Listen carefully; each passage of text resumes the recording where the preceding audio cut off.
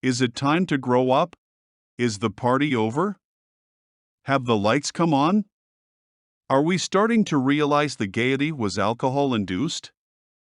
In a few hours we will have to go out, get to work and care for someone other than ourselves? Most people, at some time in their life, realize youth does not prepare them very well for maturity, and at some point, people throw off the narcissism of youth just so they are able to survive adulthood. It's not easy, but usually at some point in our life we realize we have to grow up. Have we got there as a people? Have we realized if the race is to last into millennium we are going to have to start acting like adults? It is not all about us. If we live solely to enrich ourselves and to achieve our goals and be all we can be, we fail. That is not whom we are meant to be. That is the child's version of ourselves. We are not a superhero, and we are not here to be the envy of the world. My mom used to tell me there are two kinds of heroes. There are the people who run into burning buildings and do all those things we know of as heroic, and then there are the people who get up every morning and go to work, day after unrelenting day. These are heroes too. Without them, civilization itself would not exist. We rarely celebrate these heroes. We are more inclined to dismiss or denigrate them as burger flippers. Yet, when we want a burger, whom do we go to? Who do we expect to be there? The many thousands of designers, administrators, coordinators, coaches, and decision-makers would not have a facility to relieve themselves in were it not for the millions of people doing the real work. We have lost respect for people who build houses and wonder why houses are not getting built in the numbers needed to house us all. We cannot even figure inflation out. Inflation is simply the worthless claiming their share of the spoils so they can live in the grandeur they believe they are entitled to, without despoiling themselves, doing something useful, something with real value. Were we in charge of our nation in the way we play a video game, we would not devote resources to these narcissists that play so prominent a role in our present game? Who would insert a banker between a man who wants a house and a man who builds a house? What would be the point? If you were solely in charge of building civilization, how many people would you assign to be politicians? How many insurance agents would you supply in place of hairdressers, firemen, and doctors?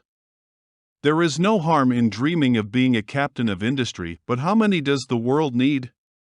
If you had berries, flour, lard, sugar, and eggs in pie pans, how many captains of industry would be needed to bake pies? An adult knows if a pie is to be baked, the ingredients must be got and the work must be done.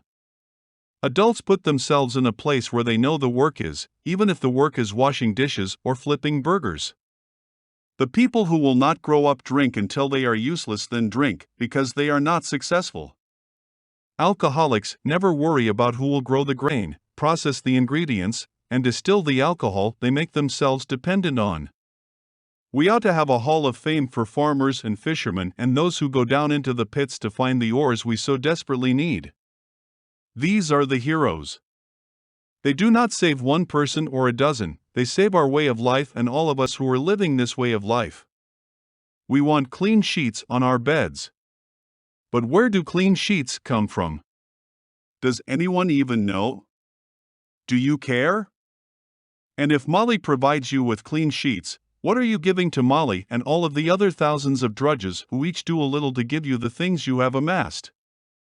What do you do for others to justify your use of their labor? With our monetary system it is easy. When you have a supply of it, one gets what one wants. Possess enough of these units of commerce and one can have anything another human can make or supply as a service.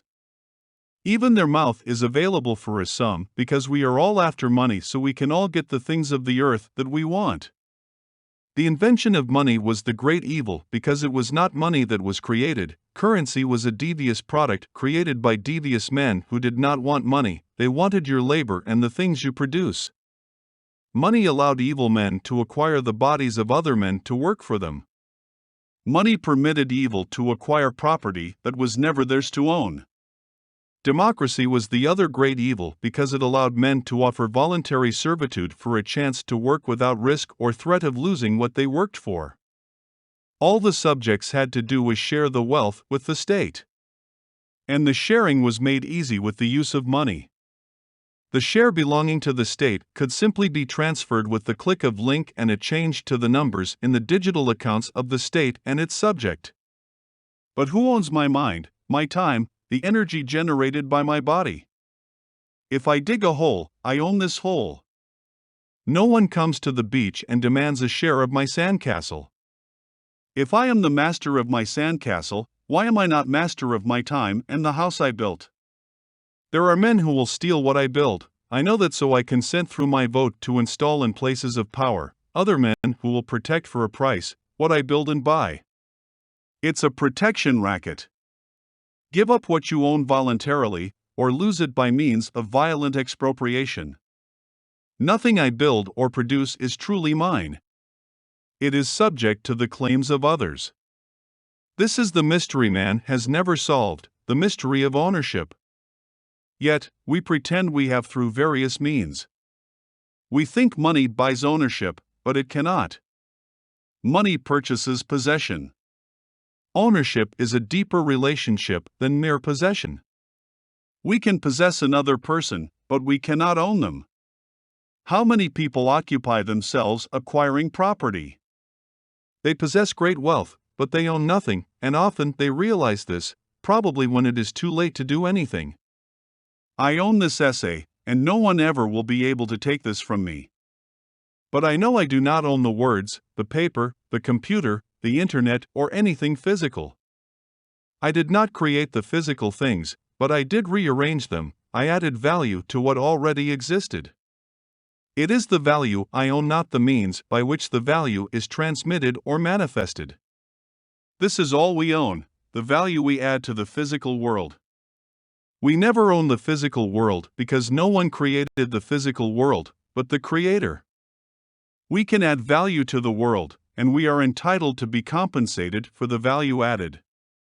The home builder gets a home as a representation of the value he or she added to all of the components that go into a house, or he or she is compensated with a representation of the house in the form of equity. But we will never own the physical elements of the house, and we cannot even stop these things from expiring. To grow up is to realize our life is not our own and nothing we can see was created by us. To grow up is to realize we have no claim on these things.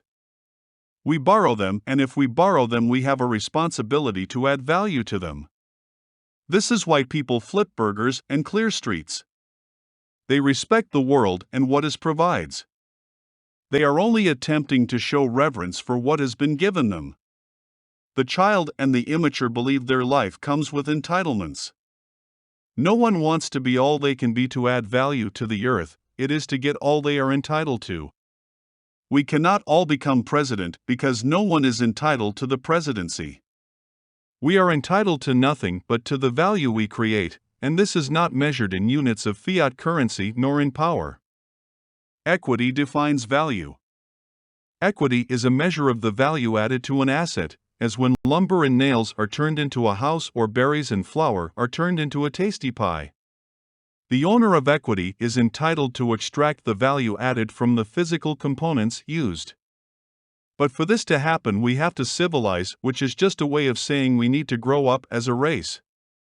To civilize is to be civil, and to be civil is to stop putting our costs onto society and future generations, or what is called externalizing costs. Children are dependents. Adults need to be sovereign and self-supporting. Adults need to add more value to the planet than they are consuming. Civilization is the condition of a people who are civilized because they are civil. Civil persons are not evil. They do not live off the labor of others. It is that simple.